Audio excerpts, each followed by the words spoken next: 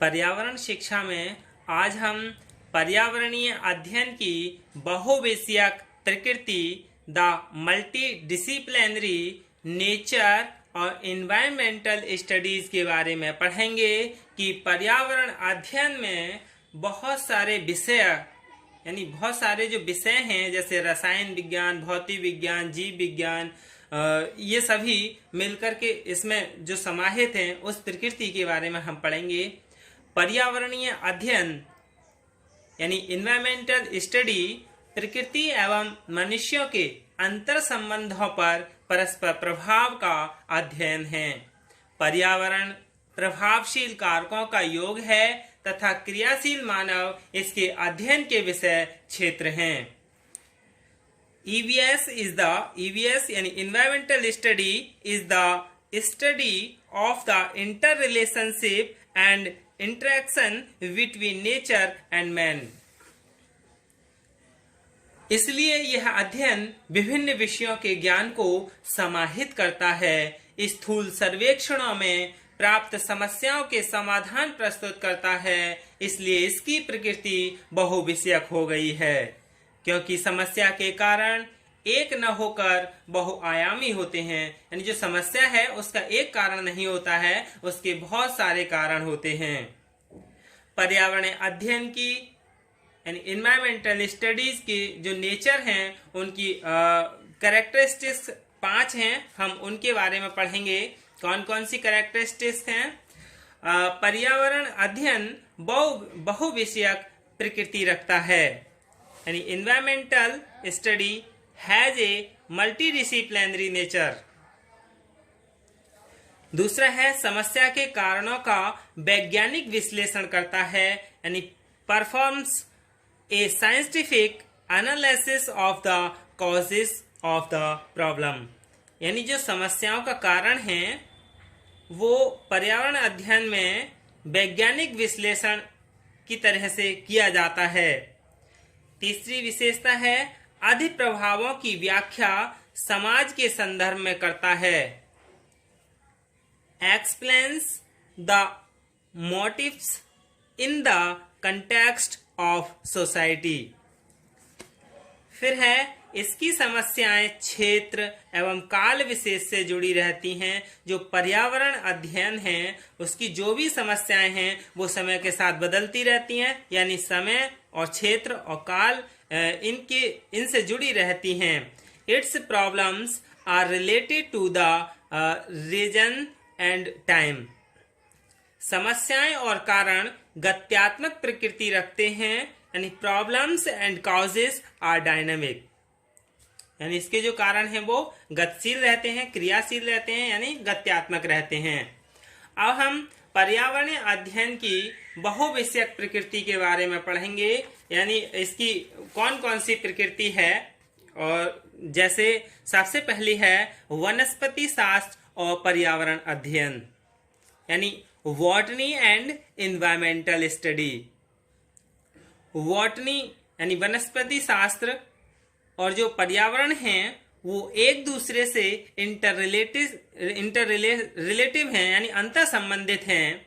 पर्यावरण ही वनस्पति जगत का आधार है। पर्यावरण के तत्वों जल, वायु, मृदा, तापमान, वर्षा आदि के समानुकूल में से ही वनस्पति जगत अस्तित्व में आता है। पर्यावरण अध्ययन में वनस्पति की पर्यावरण के साथ अनुकूलता का अध्ययन किया जाता है। पर्यावरण में वनस्पति की भूमिका को हम इस तरह से समझ सकते हैं कि वनस्पति किस तरह पर्यावरण अध्ययन में सुधार में सहयोग करती है। यानी इस तरह वनस्पति शास्त्र की जानकारी के बगैर पर्यावरण अध्ययन अधूरा एवं एकांगी है। दूसरा है प्राणी शास्त्र और पर्यावरण अध्ययन। प्राणी शास्त्र यानी जूलॉजी एंड इन्वायरमेंट स्टडी। जो जूलॉजी है वो इन्वायरमेंट स्टडी में बहुत ज़्यादा सहायक है, यानी हेल्पफुल है। यह पर्यावरण अध्ययन का एक प्रमुख पक्ष है। प्राणी शास्त्र में जीव जंतुओं के प्रकार, उनकी विविध प्रजातियों का विकास, उनकी शारीरिक संरचना, जीवों का पोषण, जीवों की कार्य प्रणाली, वितरण, स्थानांतरण यानी ट्रांसफॉर्मेशन आदि का ज्ञान प्राप्त होता है। पर्यावरण अध्ययन में जैविक घटकों का विशेष महत्व है। जैविक घटक में प्राणी मुख्य है। पारिस्थितिक तंत्र में प्राणियों के परस्पर अंतर संबंध का सही अवबोध यानी सही ज्ञान, सही बोध होना प्राणी विज्ञान की सहायता से ही होता है। फिर तीसरा बहुविषयक क्या है? रसायन विज्ञान और पर्यावरण अध्ययन यानी केमिस्ट्री एंड एनवायरमेंट स्टडी। रसायन विज्ञान पर्यावरण अध्ययन का आधार है। वायु, जल, मृदा की संरचना, विविध प्रकार की गैसों, वर्षा जल प्रभावों, पारिस्थितिक तंत्र में चलने वाले विविध चक्रों को रसायन विज्ञान की मदद से समझा जा सकता है। यानी जो केमिस्ट्री साइंस है उसकी हेल्प से ही हमें ये समझ में आ सकती है। पर्यावरण अध्ययन में विविध प्रकार के पर्यावरण प्रदूषण को यानी इन्वायरमेंटल पोल्यूशन को रसायन विज्ञान के बगैर समझना मुश्किल है। जल प्रदूषण, वायु प्रदूषण, मृदा प्रदूषण का वनस्पति तथा प्राणियों पर प्रभाव रसायन विज्ञान के अध्ययन से ही जाना जा सकता है। फिर है भौतिक शास्त्र एवं पर्यावरण अध्ययन यानी फिजिक्स एंड एनवायरमेंट स्टडी। पर्यावरण के कई कारक जैसे ताप, प्रकाश, रेडियोधर्मी, ध्वनि आदि का अध्ययन भौतिक शास्त्र में किया जाता है। तापीय यानी टेम्परेचर, रेडियोधर्मी ध्वनि प्रदूषण यानी साउंड पोल्यूशन आदि को कम करने के लिए पर्यावरणीय शोध एंड इन्वायरमेंटल रिसर्च आदि भौतिक शास्त्र में ही किए जाते हैं। फिर है मौसम शास्त्र एवं पर्यावरण अध्ययन फिजिक्स एंड एनवायरमेंट स्टडीज। पर्यावरण में कई कारक जैसे ताप, प्रकाश, रेडियोधर्मी, ध्वनि आदि का अध्ययन फिजिक्स में किया जाता है। तापीय, रेडियोधर्मी, ध्वनि प्रदूषण आदि को कम करने के लिए एनवायरमेंट रिसर्च आदि फिजिक्स यानी फिजिकल साइंस में किए जाते हैं। फिर है मौसम शास्त्र एवं पर्यावरण अध्ययन यानी वेदर एंड एनवायरमेंट स्टडीज। मौसम संबंधी कारक पर्यावरण को बहुत प्रभावित करते हैं। तापमान, दाब, वायु, वर्षा, हिमपात, ओलावृष्टि, पाला पड़ना, कोहरा आदि के अध्ययन के लिए मौसम विज्ञान का अध्ययन किया जाता है। फिर है भूगर्भ विज्ञान एवं पर्यावरण अध्ययन, इसे कहते हैं जियोलॉजी एंड एनवायरमेंट स्टडीज। भूगर्भ यानी जियोलॉजी और एनवायरमेंट स्टडीज में घनिष्ठ संबंध है। भूगर्भ में होने वाले परिवर्तन जैव मंडल के पर्यावरण को प्रभावित करते हैं। भूगर्भ में अनेक प्रकार की चट्टानें एवं खनिज पाए जाते हैं। आंतरिक शक्तियां, बाह्य शक्तियां इन चट्टानों में विखंडन करके जैव भू रसायन चक्र को शुरू करने में सहयोग कर देती हैं। इसलिए पर्यावरण अध्ययन में भूगर्भ विज्ञान का भी अध्ययन किया जाता है।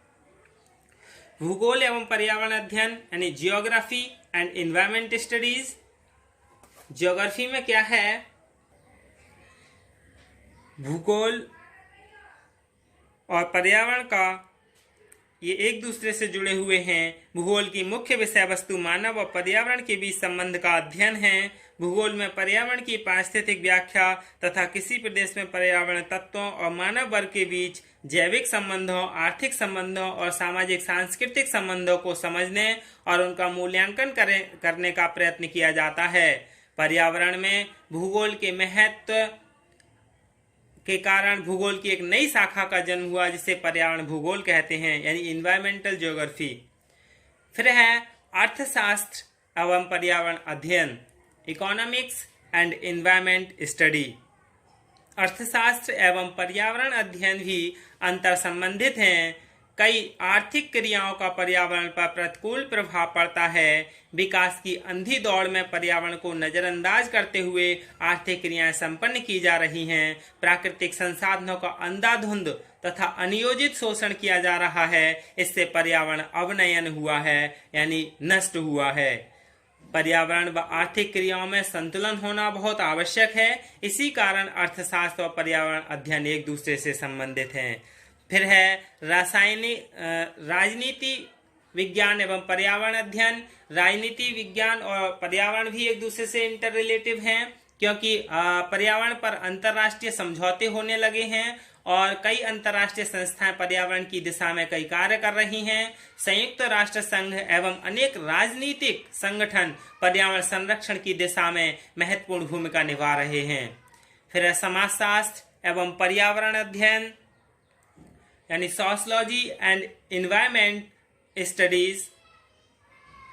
समाजशास्त्र यानी पुराने समाज में ऐसी कई परंपराएं थीं जो प्राकृतिक एवं सामाजिक पर्यावरण को कोई नुकसान न पहुंचाने के लिए उत्प्रेरित करती रहती थीं, किंतु आज सामाजिक परिवर्तनों के कारण प्राचीन मूल्यों में गिरावट के फलस्वरूप पर्यावरण नष्ट हो रहा है, अवनयन हो रहा है। जहां पहले वृक्ष काटना पाप था, नदियों एवं पर्वतों की पूजा की जाती थी, वहां आज वृक्षों की अंधाधुंध कटाई की जा रही है। नदियों में अपशिष्ट बहाए जा रहे हैं, उन्हें प्रदूषित किया जा रहा है, पर्वतों को तोड़ा जा रहा है। इन सब के कारण प्राकृतिक आपदाओं में बढ़ोतरी होती जा रही है। पर्यावरण संतुलित रहता है तो समाज का भी विकास होता है। फिर है इतिहास एवं पर्यावरण अध्ययन, यानी हिस्ट्री एंड एनवायरमेंट स्टडीज।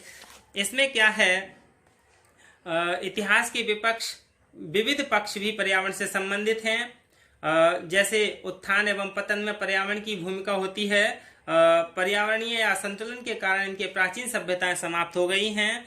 फिर है विधि एवं पर्यावरण अध्ययन, यानी कानून भी पर्यावरण संरक्षण के लिए बनाए गए हैं, नियम अधिनियम बनाए गए हैं, जिससे कि सबके निर्माण एवं अनुपालन हेतु विधि की जानकारी होना जरूरी है। फिर है अन्य विज्ञानों से संबंध, यानी रिलेशन टू अदर साइंस, जैसे मृदा साइंस यानी soil science, agriculture science, engineering आदि से भी पर्यावरण अध्ययन का संबंध है। तो इस सब से क्या निष्कर्ष निकलता है डिस्कस करने के बाद, कि पर्यावरण अध्ययन की प्रकृति बहुविषयी है, यानी इसमें बहुत सारे विषय समाहित हैं। यह अनेक विषयों से अंतर संबंधित है, यानी पर्यावरण समस्त विषयों में विराजमान है और सभी विषय पर्यावरण में समाहित हैं। धन्यवाद।